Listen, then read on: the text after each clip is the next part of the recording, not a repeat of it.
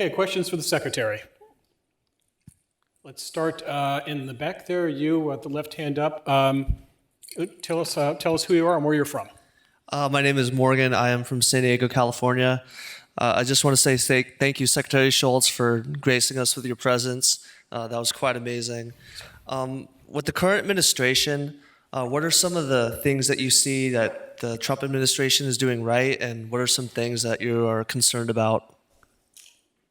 So the question, if you didn't hear it, was with the current administration, the Trump administration, what do you see them doing that you think is right, and what do you see them doing that you do not agree with?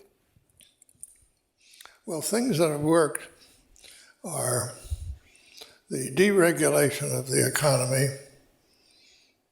Some of it's overdone, but anyway, the heavy hand of government has been lifted, and tax rates have been reduced.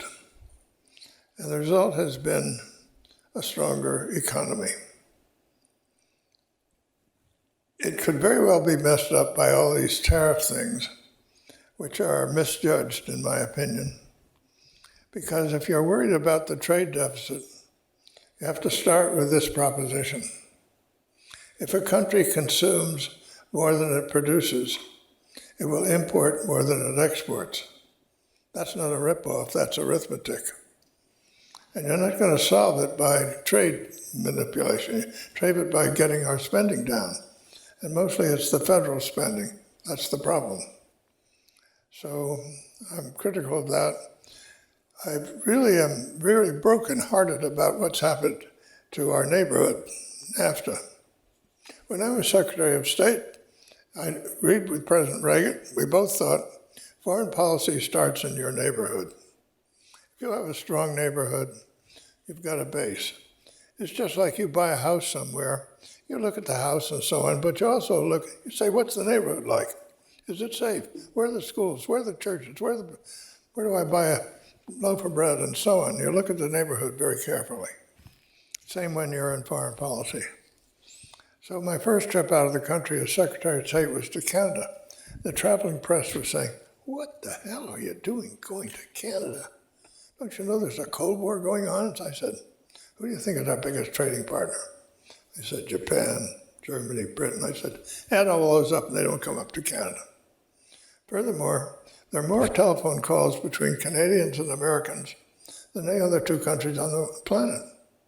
So this is our neighbor. And it's very important that we have a good, strong relationship with our neighbor. And my second was to Mexico. Although Mexico at the time was part of Latin America, that's the way they thought of themselves. But gradually, we had a new president there named De La Madrid, who was a terrific guy. And he brought them into the GATT and did a variety of things. And we negotiated a Canada-US free trade agreement. And Mexico still wasn't ready for that. But subsequently, there was the NAFTA negotiation that brought Mexico into North America. So finally we created North America, and it worked. The NAFTA trade relationships were very strong. Canada's still our most important trading partner. Mexico is already number 3. And our imports from Canada are 25% US content. From Mexico, they're 40% US content.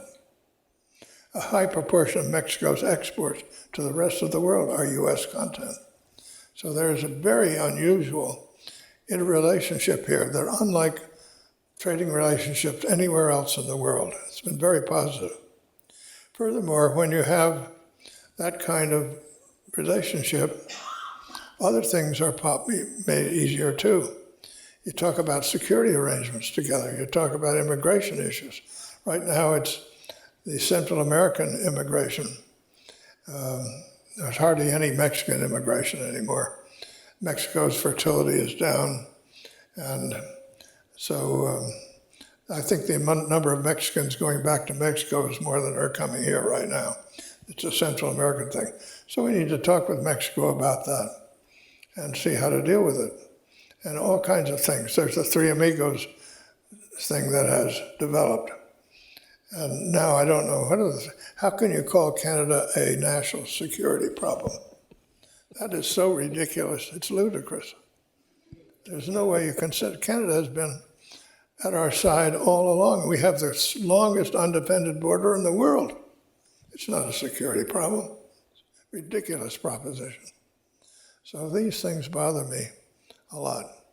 Then on the immigration field, I heard you had a lot of discussion about that with Eddie Lazier. Very interesting.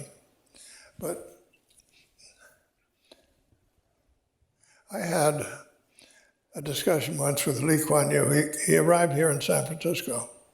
Lee Kuan Yew was the man. He was a brilliant guy. He created the modern Singapore. And he arrives in San Francisco. He's a good friend of mine. I said, well, Harry, we're glad to have you here, but why are you here? He said, well, something's going on around here, down at Stanford and Silicon Valley, that's important and different, and we think in Singapore we ought to learn about it. Maybe we can use it. So we're going to find out about it. I said, how are you going to go about it? He said, we're going to create, if you learn about things by being part of it, you don't ask questions. So we're going to start a venture capital firm and make ourselves part of it.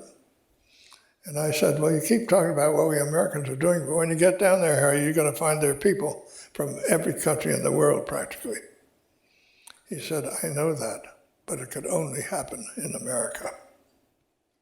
So we attract the best and the brightest. We also attract the people who will pick the strawberries. And I say to myself, let's keep it that way. This has worked for us. Our first Secretary of Treasury, and arguably one of the best, was Alexander Hamilton. He was an immigrant. Immigrants have been a wonderful thing for our country. And actually, we're all immigrants or descended from immigrants. We're an immigrant country. I do a lot of work on demographics. And one of the things you see is that in all of the developed countries, fertility is down, longevity is up, but working age populations are starting to decline fairly rapidly. That's true in Russia, China, Germany, Japan. The three countries where that is not projected to happen. One is Canada, another is Australia, and another is the United States. What have those three countries have in common? We're all immigration countries. We've all been built by immigration. So for goodness sakes, let's be careful how we handle this issue so we can keep attracting the best and the brightest to our shores, and also people who do a lot of the hard work that we need to get done. Next question. Right here. Wait for the mic. I want to begin by thanking you for coming to speak with us today. My question has to do with the U.S.-China relationship. I think it's gotten more tense over the past 10 years or so after some pretty constructive engagement in the 80s, 90s through the 2000s. What do you think the possibilities are for constructive engagement going forward, or do you think the relationship will continue to deteriorate, and what implications either path might have? The question is the U.S.-China relationship. How contentious is it? How should we move forward from here? I don't see any reason why we can't have a constructive relationship with China. It's very much in China's interest to have that, and in ours. And it's been possible to do it. Just what it takes right now, I'm not well enough informed to know, but I can tell you what happened in the past. I was Secretary of Treasury when the opening to China took place. So I wasn't part of it, but I observed it and saw how important that was to us, particularly in the Cold War. Then when I return as Secretary of Treasury, I find that our relations with China are a little rocky, and it puzzled me. So I looked into it a little bit, and then it dawned on me what's happening. I said, I've seen this movie before. When I was a young professor at MIT, right after World War II, there were lots of strikes in this country, and people were studying all the time what causes the strikes. But somebody had the idea that there's some places that get along, why don't we study them? So there were a series of case studies on the causes of industrial peace under collective bargaining, and I wrote 2 of the case studies. And then I would look back on these places 2 or 3 years later, and they had deteriorated. And I tried to figure out why, and it was always the same reason. The reason people said, the people in charge said, we got a great thing going here. Don't raise a grievance, don't pose a problem, don't rock the boat. So things got better. And I saw that our China relations were being handled by the old China hands, and the same thing was taking place. So with the President's permission, I went to China, and I sat down with Deng Xiaoping and my counterpart, Wu Chi-chen, and I said, you put on the table everything you want to talk about. I'll put on the table everything I want to talk about. We'll make an agenda out of that. And I'll agree to come here at least once a year. You, Wu Chi-chen, come to the US at least once a year. And we meet probably in 3 international meetings each year. So let's agree that we carve out 3 or 4 hours just for us at each one of those meetings. And we work our way through this agenda. And we did that, and it led to solving problems. It changed the atmosphere to a constructive one. And it also, we had no publicity about this. Our discussions were just to ourselves. And so with Wu Chi-chen, and to a certain extent Deng Xiaoping, but I didn't deal with it as much, we developed trust and confidence in each other. Trust is the coin of the realm. We developed that. And we could discuss issues and clear them up, and it worked pretty well. In fact, at one time I said to Wu Chi-chen, I said, every time I come here, you put me up in the state guest house. And then most of the meetings are in the Great Hall. So I know China's a big country, but as far as I'm concerned, it's 2 buildings and a road between them. So he and his wife took my wife and I on a 1-week tour of China. It was more fun, and we had a big time. And I remember one time we went to Shenzhen, and Shenzhen was then, and maybe it's still there, I don't know, about an acre or so, where it's a mock-up of China. You can walk around China. And then there were buildings up above. I said, what are the buildings? He said, those are Chinese chefs. What do you mean, why are there 7 Chinese chefs? I thought there was Chinese food. No, there are different Chinese foods. Different parts of the country have different foods. And then bell rang. Deng Xiaoping kept talking about diversity in China and managing it. And all of a sudden I realized what he had in mind. So I think we have to have a way of getting to China and engaging them in a systematic way that shows respect. You've got to show respect and have some personal relationships that are ongoing and which work. And how to do that, I don't know, because I'm not part of the current scene. But I think it can be done, and it's very important to do it, because there's no reason why. China gets great benefits by relationship with us, and vice versa. You're in the front row.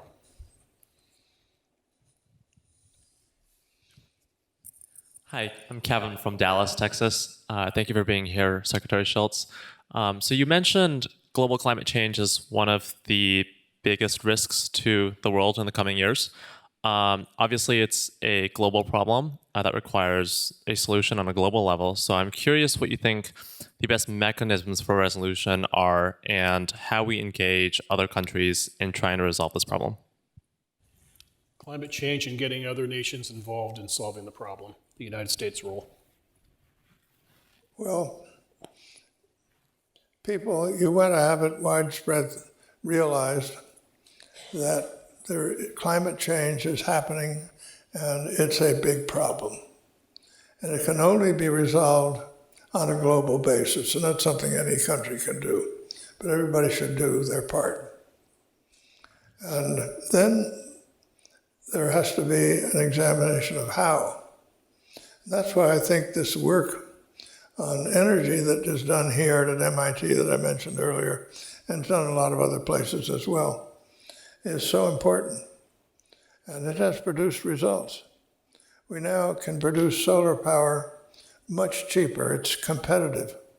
And if there is a breakthrough, like I said earlier, on large-scale storage, that is a huge game changer. So these things can be made available to people all over the world, and that's one way to work at it. And moral example is another. We work at it hard in California. We get dumped on quite a bit because we are so nutty. But anyway, that's us. And we're doing a good job on this.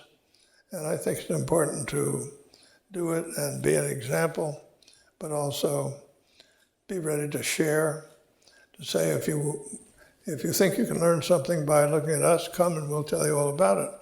And at Stanford, here we are with people who are doing this research.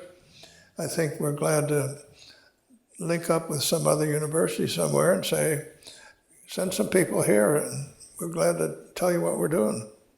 So it can have knowledge spread like that. But it's very important. And you got to start by realizing that it's happening and the consequences are so severe. That's why I mentioned the article by Lucy Shapiro. She doesn't argue whether climate is changing or not. She says, here are the results. And the results are startling. So we better start doing something that affects everybody. Okay, questions? Let's go to the back on the right with her with her hand up. Hello, Riva, San Francisco via England. Thank you, Secretary Shultz, for helping us evade nuclear war. That's pretty cool. Broad question.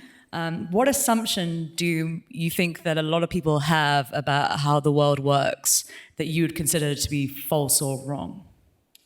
What assumptions do people have about how the world works that you deem are wrong?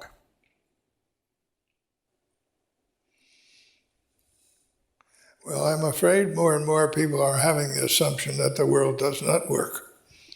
And that's bad, because it's got to work. And there's no alternative. You can't just be an island to yourself. You're part of a larger enterprise. As I said earlier, I think there is some tendency now to be a little more decentralized. The 3D printing means that more and more we'll be able to produce the things we want close to where we are. So there'll be a little deglobalization take place as a result of that. But we all have a stake. Global warming is an issue. Nuclear proliferation, as I mentioned, is an issue. But the whole trading relationships, the people relationships are really very important. I mentioned earlier the effort by people at the end of World War II and what they did. And I think it's time for somebody to take a deep breath in this country, because I think it's got to come from the U.S. and say, here's some of the things we need to do, and start giving leadership and creating a sense, once again, of a global and security commons. Okay, we have time for one last question. Let's choose the gentleman with the left hand up in the middle. Tell us who you are and where you're from. Hi, my name is Damien. I'm from Caltech, so in Pasadena, but originally from Canada and France. My question is about our current relationship with Russia. So I'm wondering what your thoughts are about it and how maybe we can resolve it. Given that a lot of the threats we're facing from Russia aren't necessarily related to nuclear weapons, but rather focused on asymmetric means of warfare, like computer hacking, for example. Your thoughts on our relationship with Russia and how much of the problem is now not just nuclear weapons, but also asymmetric weapons, hacking, and so forth. How do we deal with this? We have lots of problems with Russia and with their behavior. Their invasion of Georgia, and they're still around there, and South Ossetia and Abkhazia and Ukraine, and their work on our election business and meddling, lots of problems.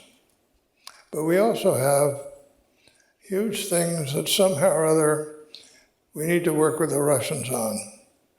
And of course, a key one is nuclear weapons. And you really can't get there from here unless we can have a different kind of relationship than we now have. How to bring that about? Well, at least the experience that I had during the Cold War was as I mentioned earlier, the Pershing moment. That was a turning point. And somehow or other, somebody has to put up a stop sign for Mr. Putin and say you can't just do things and get away with them. Stop. And once that's done, things will start turning around. We also have to remind ourselves, with all that Russia does, Russia is in a very weak position. Its demography is devastating. It has very low fertility. Its longevity is beginning to go up, but it isn't high by modern world standards. Its economy is not strong. It's not as large as Italy's, and they have twice the population. They're losing a lot of their best top intellectual talent. So they are not in a strong position. And I think Mr. Putin must realize at some point that he'd be better off with a different kind of relationship than this strained thing that we've got now. And you worry that somehow he sees the weakness, and one of these days he may say, well, now is my best hand and I better play it. And that's dangerous. So I think this is something that needs work. And where that Pershing moment comes from, I'm not sure. I have thought maybe it's Ukraine, not so much Crimea as eastern Ukraine. But anyway, somewhere there has to be a stop sign. And maybe it's the cyber work or the hacking and all this. But anyway, something has to happen that changes matters and makes it possible to have a productive interaction. And I would say that, I said that with China earlier, and our European friends, Latin America. You gotta have a cohesive world that can do constructive things together, and Russia is a key. Any final thoughts on where you would like this audience to be when they are a few months shy of their 98th birthday? What do you hope they will have learned by then? Well, I hope you will learn that it's important to learn as you go along. And you learn a lot from your experience. I'm sure you've had the time when you've seen 2 or 3 people have exactly the same experience. And one person learns from it and another doesn't seem to learn anything. Might not as well have happened. But I think if you develop the habit of learning from your experience, it will improve the quality of your life and your ability to contribute. And contributing to your society is very important, and it is worthwhile, and it's something you get some satisfaction from, and very important to do. And I think you do it best if you learn from experience. Let's close with this thought from Ronald Reagan, who said, and I quote, "Some people spend an entire lifetime wondering if they made a difference in the world, but the Marines don't have that problem." Secretary Shultz, on behalf of the attendees at the Hoover Institution Summer Policy Boot Camp, we thank you for the difference you've made in the world. God bless. Thank you.